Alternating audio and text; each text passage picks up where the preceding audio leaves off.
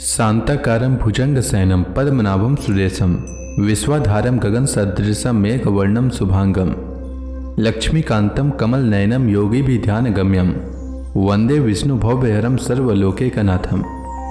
मंगलम भगवान विष्णु मंगलम गरुणध्वज मंगलम पुंडरीकाक्ष मंगलाय तनोहरि। ओम नमो भगवते वासुदेवाय। आज का दिन आप सभी के लिए मंगलमय हो। आइए सुनते हैं वैशाख मास कथा का 8वां अध्याय। श्री सुखदेव जी कहते हैं, परीक्षित, विश्व के जीवनदाता श्रीहरि इंद्र को इस प्रकार आदेश देकर देवताओं के सामने वहीं के वहीं अंतर्ध्यान हो गए। अब देवताओं ने उदार शिरोमणि अथर्ववेदी दधीचि ऋषि के पास जाकर भगवान की आज्ञानुसार याचना की। देवताओं की याचना सुनकर दधीचि ऋषि को बड़ा आनंद हुआ। उन्होंने हंसकर देवताओं से कहा, देवताओं, आप लोगों को संभवतः यह बात नहीं मालूम है कि मरते समय प्राणियों को बड़ा कष्ट होता है। उन्हें जब तक चेत रहता है बड़ी असह्य पीड़ा सहनी पड़ती है और अंत में वे मूर्छित हो जाते हैं। जो जीव जगत में जीवित रहना चाहते हैं उनके लिए शरीर बहुत ही अनमोल, प्रियतम एवं अभीष्ट वस्तु है। ऐसी स्थिति में स्वयं विष्णु भगवान भी यदि जीव से उसका शरीर मांगे तो कौन उसे देने का साहस करेगा। देवताओं ने कहा, ब्राह्मण, आप जैसे उदार और प्राणियों पर दया करने वाले महापुरुष, जिनके कर्मों की बड़े बड़े यशस्वी महानुभाव भी प्रशंसा करते हैं, प्राणियों की भलाई के लिए कौन सी वस्तु निछावर नहीं कर सकते। भगवान, इसमें संदेह नहीं कि मांगने वाले लोग स्वार्थी होते हैं। उनमें देने वालों की कठिनाई का विचार करने की बुद्धि नहीं होती। यदि उनमें इतनी समझ होती तो वे मांगते ही क्यों। इसी प्रकार दाता भी मांगने वाले की विपत्ति नहीं चाहता, अन्यथा उसके मुंह से कदापि नहीं न निकलती। इसलिए आप हमारी विपत्ति समझकर हमारी याचना पूर्ण कीजिए। दधीचि ऋषि ने कहा, देवताओं, मैंने आप लोगों के मुंह से धर्म की बात सुनने के लिए ही आपकी मांग के प्रति उपेक्षा दिखलाई थी। यह लीजिए, मैं अपने प्यारे शरीर को आप लोगों के लिए अभी छोड़ देता हूं, क्योंकि एक दिन यह स्वयं ही मुझे छोड़ने वाला है। देव शिरोमणियों, जो मनुष्य इस विनाशी शरीर से दुखी प्राणियों पर दया करके मुख्यतः धर्म और गौणतः यश का संपादन नहीं करता, वह जड़ पेड़ पौधों से भी गया बीता है। बड़े बड़े महात्माओं ने इस अविनाशी धर्म की उपासना की है। उसका स्वरूप बस इतना ही है कि मनुष्य किसी भी प्राणी के दुख में दुख का अनुभव करे और सुख में सुख का। जगत के धन जन और शरीर आदि पदार्थ क्षण भंगुर हैं। ये अपने किसी काम के नहीं आते, अंत में दूसरों के ही काम आएंगे। ओह, यह कैसी कृपणता है। कितने दुख की बात है कि यह मरण धर्म मनुष्य इनके द्वारा दूसरों का उपकार नहीं कर लेता। श्री सुखदेव जी कहते हैं, परीक्षित, अथर्ववेदी महर्षि दधीचि ने ऐसा निश्चय करके अपने को परब्रह्म परमात्मा श्री भगवान में लीन करके अपना स्थूल शरीर त्याग दिया। उनके इंद्रिय प्राण मन और बुद्धि संयत थे, दृष्टि तत्वमयी थी, उनके सारे बंधन कट चुके थे। अतः तब वे भगवान से अत्यंत युक्त होकर स्थित हो गए। तब उन्हें इस बात का पता ही न चला कि मेरा शरीर छूट गया। भगवान की शक्ति पाकर इंद्र का बल पौरुष उन्नति की सीमा पर पहुंच गया। अब विश्वकर्मा जी ने दधीचि ऋषि की हड्डियों से वज्र बनाकर उन्हें दे दिया और वे उसे हाथ में लेकर ऐरावत हाथी पर सवार हुए। उनके साथ साथ सभी देवता लोग तैयार हो गए। बड़े बड़े ऋषि मुनि देवराज इंद्र की स्तुति करने लगे। अब उन्होंने त्रिलोकी को हर्षित करते हुए वृत्रासुर का वध करने के लिए उस पर पूरी शक्ति लगाकर धावा बोल दिया।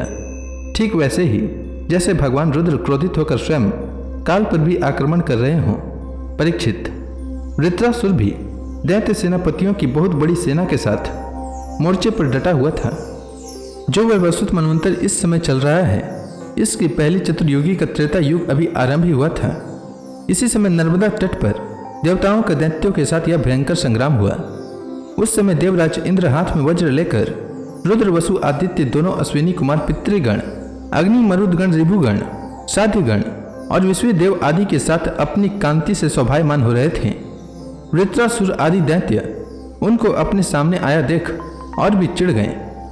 तब नमुची, संबर, अनवर्वा, द्विमूर्धा, ऋषभ, अंबर, हैग्रीव, शंकुशिरा, विप्रचिति, अयोमुख, पुलोमा, वृषपर्वा, प्रहेति, हेति, उत्कल, सुमाली, माली आदि हजारों दैत्य दानव एवं यक्ष राक्षस स्वर्ण के साथ सम्मान से सुसज्जित होकर देवराज इंद्र की सेना को आगे बढ़ने से रोकने लगे।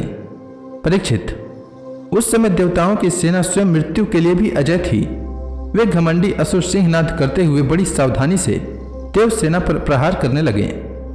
उन लोगों ने गदा, परिघ, बाण, प्रास, मुदगर, तोमर, शूल, फरसे, तलवार और भूसुंडी आदि अस्त्र शस्त्रों की बौछार से देवताओं को सब ओर से ढक दिया। एक पर एक इतने बाण चारों ओर से आ रहे थे कि उनसे ढक जाने के कारण देवता दिखलाई भी नहीं पड़ते थे। जैसे बादलों से ढक जाने पर आकाश के तारे नहीं दिखाई देते। परीक्षित, वह अस्त्रों शस्त्रों की वर्षा देव सैनिकों को छू तक न सकी। उन्होंने अपने हस्त लाघव से आकाश में ही उनके हजार हजार टुकड़े कर दिए। जब असुरों के अस्त्र शस्त्र समाप्त हो गए तब वे देवताओं की सेना पर पर्वतों के शिखर, वृक्ष और पत्थर बरसाने लगे, परंतु देवताओं ने उन्हें पहले की ही भांति काट गिराया। परीक्षित, जब वृत्रासुर के अनुयायी असुरों ने देखा कि उनके असंख्य अस्त्र शस्त्र भी देव सेना का कुछ बिगाड़ नहीं सके, यहाँ तक कि वृक्षों, चट्टानों और पहाड़ों के बड़े बड़े शिखरों से भी उनके शरीर पर खरोच तक नहीं आई, सब के सब सकुशल हैं, तब वो भी बहुत डर गए।